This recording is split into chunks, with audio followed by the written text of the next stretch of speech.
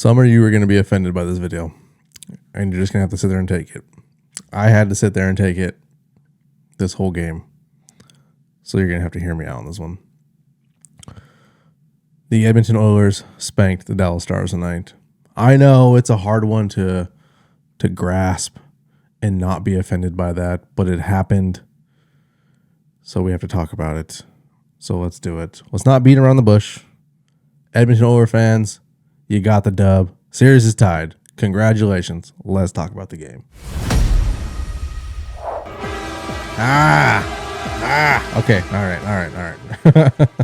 I'll give you your props at some point in this video. We're not doing it right now because everything is fresh on my brain right now. I got to talk about it.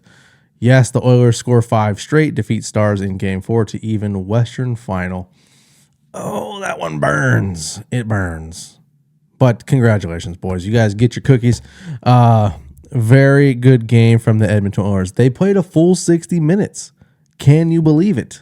That's always been not the Achilles heel of the team, but the Oilers have struggled to play a complete 60 minutes. And tonight they did it. It wasn't looking like that in the first 5 minutes of the period of the game. Let's be real here. The Edmonton Oilers tonight, they pulled one of these. If you're familiar with what that is a reverse Uno card. The Dallas Stars got a dose of their own medicine from Game 3. It was a good game. I'm not gonna say it wasn't. It was a good game for the Oilers. The Dallas Stars, I don't know where the hell they went. They had some issues today that made you wonder how they got to be in the position they're in right now.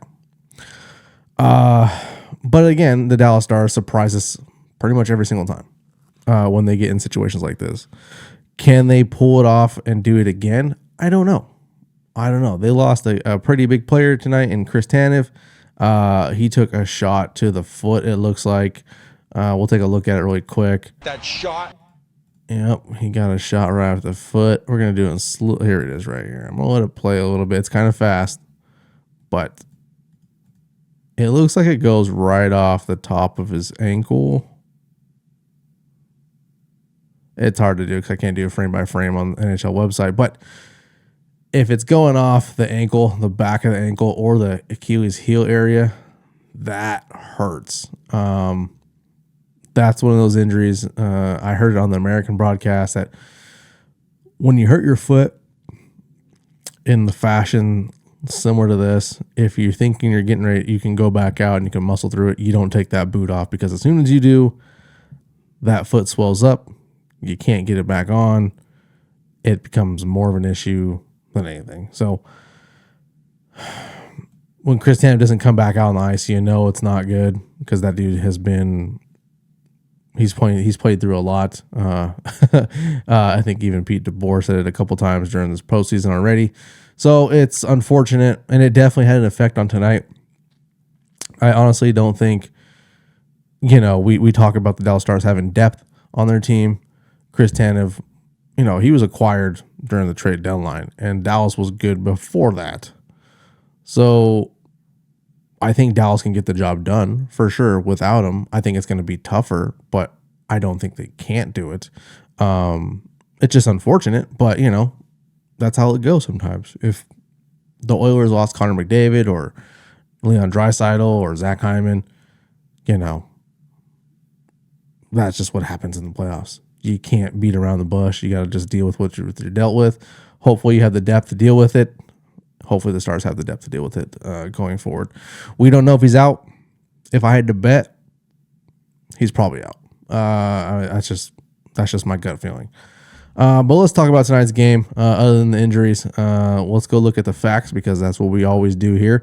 Looking at the shots tonight, 29-22. You wouldn't think it was that low. You would think it would have been a little bit higher, but that's where we're at for tonight. Face-offs, 52.5. Let's call it 53. To 48 power plays. We're still missing power play goals. I don't know what's happening here. I'm not disagreeing with calls and other than the Mason Marchment embellishment from the other night. I'm not disagreeing with any of the calls. I'm not arguing there should be more penalties. I just think this is playoff hockey. Let the refs put the whistles in their pocket and let the boys play. That's kind of how I feel about it. That way no one can really bitch about anything. That's just the way I feel about it. Hits tonight. Physical game from Edmonton, finishing their checks. I think Edmonton's game plan after a performance last game of them not being able to finish a full 60 minutes, taking their foot off the gas, and just being overall defeated after half a period, pretty much it seemed like they had to come out and have a performance and take a real stance in the game, and they did that right from the puck drop. Well, not right from the puck drop. Okay, let's just be real there. But once they got that first goal and they got a little momentum behind them, it just kept rolling and rolling and rolling.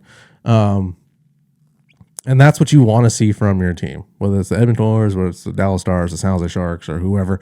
You want to see your team be able to catch momentum and hold on to it and ride it for as long as they can. Edmonton did that tonight. Block shots, very low from both teams, if I'm going to be honest with you guys. I would expect to see more, even from the Edmonton Oilers side tonight, because the way Stuart Skinner started the game tonight, I think that was going to be evident that like they need to help him out as much as possible. And I think they did to a degree tonight. I think where Edmonton caught their momentum, I have to imagine leadership on that team was on the bench, either during a TV timeout or whatever.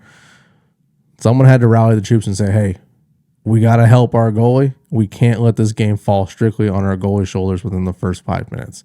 They have to do something. And I think if that message was said, I think it was heard, because Edmonton started playing way better after that. Edmonton clogged up the middle a lot tonight.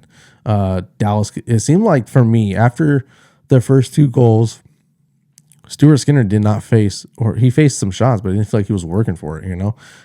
He seemed like he had like a really easy night for me.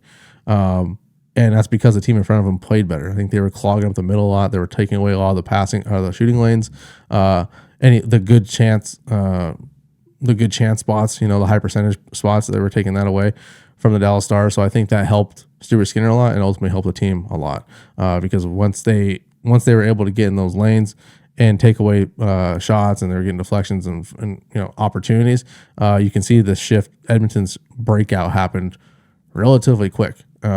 They got to the neutral zone pretty easily tonight. Was that because Chris Tanev was missing for half the game? Maybe. But I also think Dallas I just don't think they had it tonight. That's unfortunate, but it is what it is. Giveaways and takeaways, not very high.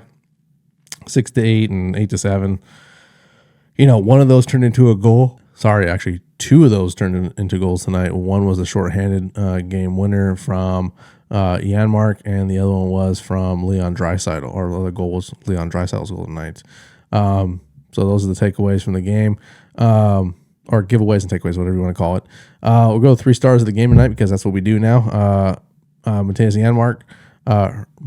Janmark got the game winner tonight. Rightfully so. He's number one, especially doing it shorthanded. Beautiful play from the Edmonton Oilers. Like, I can't say anything bad about that. Shorthanded, fast break, 2-on-1, putting it right where it needs to go in the back of the net. So that was a beautiful goal on a shorthanded attempt. Just unfortunate it wasn't for the team I'm rooting for, but I'll take it. Good hockey's good hockey, whether you like it or not. Connor McDavid, I think he earned his start tonight. I didn't think he earned it last time. Getting up 3 points tonight, 3 assists. And then McLeod tonight with 1 goal. Pretty dope. You know, I can't complain. There's nothing here from the Dallas Stars. There's no one on the Stars that I say that needs. I'm like, hey, someone needs to be here from the Stars. I don't feel that way. Kind of weird though. It's 3 Edmonton Oilers this time and not 1 star. Kind of something I've been noticing a lot lately. A little favoritism, maybe. I think so. But we're going to talk about a couple of goals tonight. I'm not talking about Dallas' goals tonight.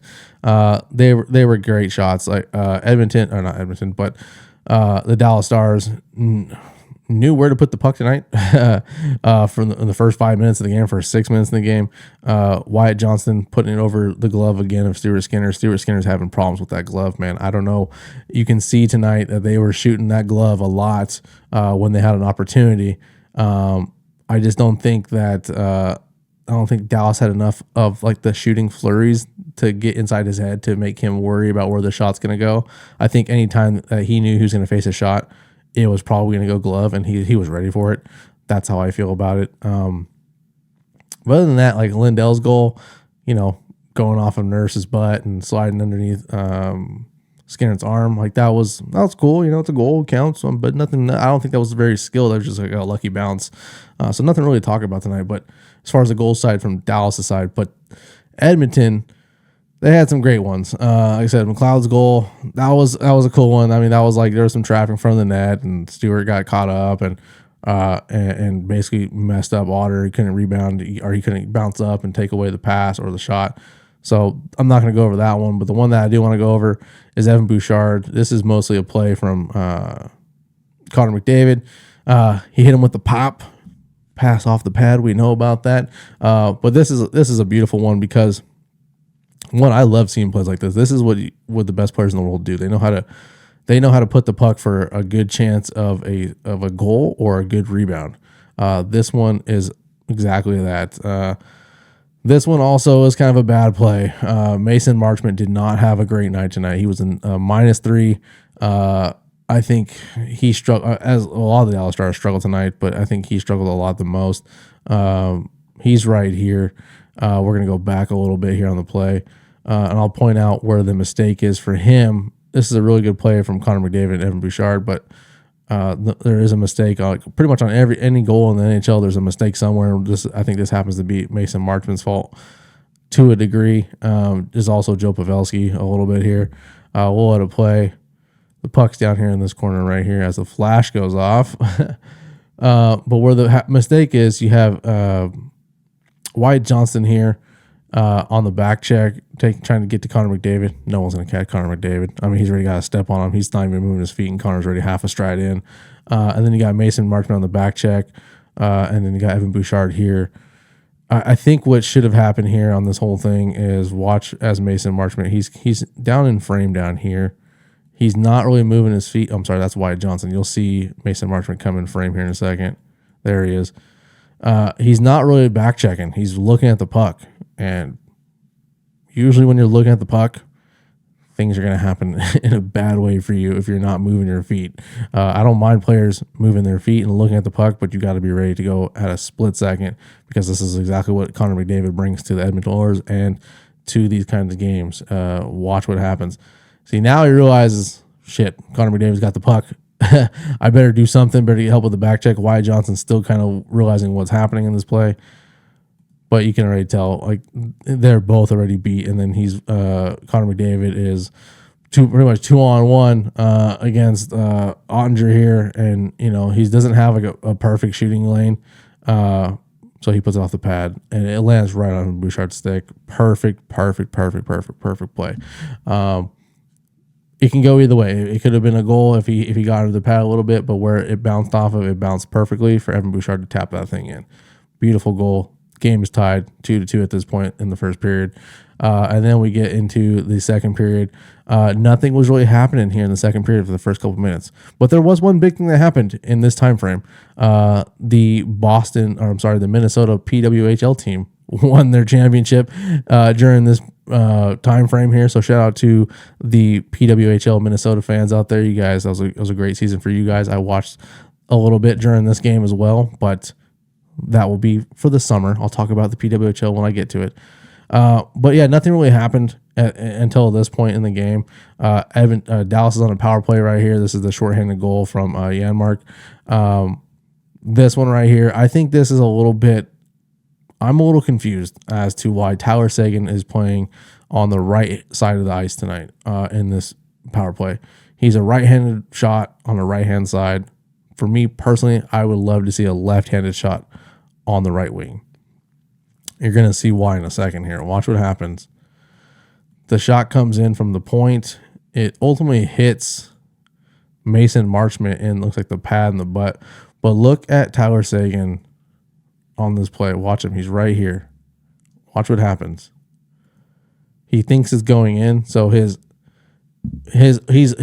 open to the right. Like he's gonna go and try to curl in and get that rebound and be a one-timer. It's a good possibility, but his hips are opening the wrong way on this because the play bounces back the other way.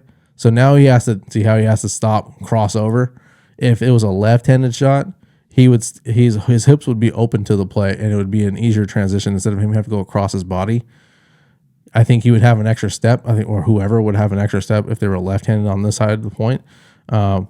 I can't say he would catch up to him, but it would be easier. I think he would still have one more step in that. But yeah, if the player was whoever could be on the right-hand side of the left-handed shot, I think it would be a lot easier for the back check on this point. And I'm not going to hate on this decision all that much. Tyler Seguin playing great these playoffs so far, but I'm not going to say this is his fault. But I just think that that would have been something I would have considered after looking at something like this, because again, that little half step crossover that he had to do could have resulted a lot in this. It could have stopped this, or he could have been closer on the back check. But what a play!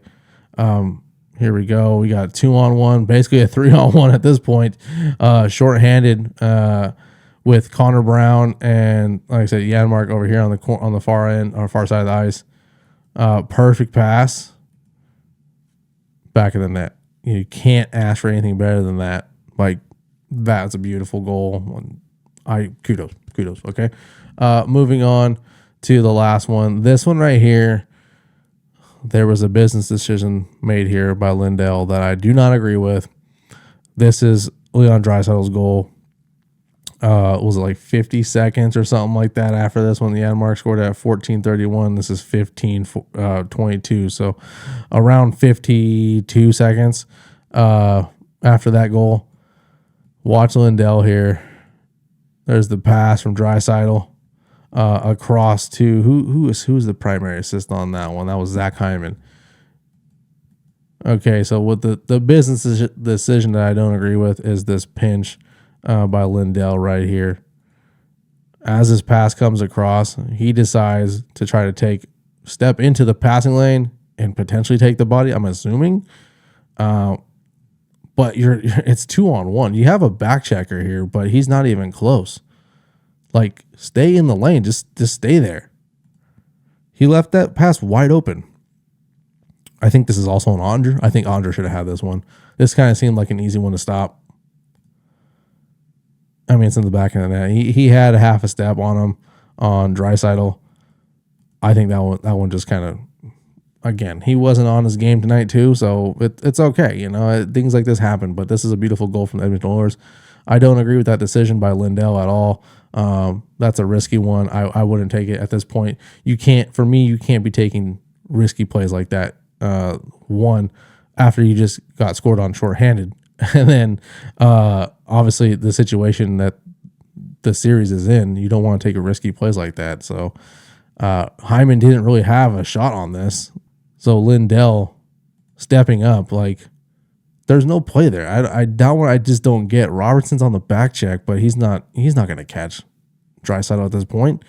That's a head scratcher from Lindell. I don't get that one at all. And ultimately, where it goes is in the back of the net. So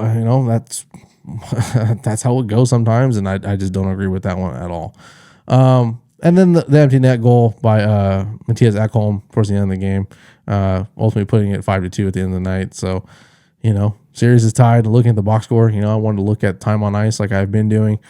Pete DeBoer still doing what he does, managing that time very well for the players, or his players. But ultimately, Dallas just didn't have it tonight.